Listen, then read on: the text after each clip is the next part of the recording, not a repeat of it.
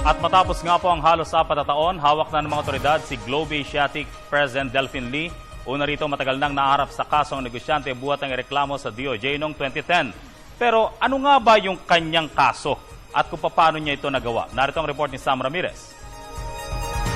Bago pa man ituring na pugante si Delphine Lee, siya isang real estate developer na nakapagpatayo ng mga bahay sa San Mateo Rizal, Valenzuela, Binangonan at Antipolo sa ilalim ng Globe Asiatic.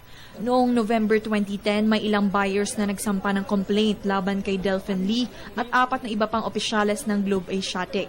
Ito'y kaugnay ng mahigit sa 6 na bilyong pisong questionableng loans mula sa Pag-ibig Fund o Home Development Mutual Funds.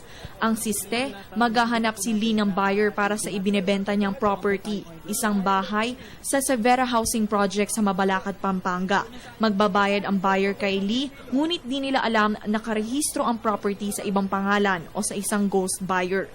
Taong 2011 nang makita ng Department of Justice na may sapat na dahilan upang sampahan ng syndicated estafa si Lee at ang 4 na iba pa sa Pasig Regional Trial Court.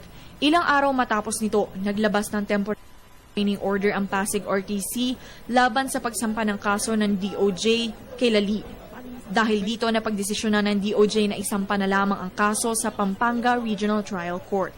May 2012 nang magpalabas ng arrest warrant ang Pampanga RTC para kay Delphine Lee na siya namang kwinestyon ni Cristina Sagun, empleyado ng Globe Asiatic mula sa Documentation Department, na siyang pinabura naman ng Court of Appeals.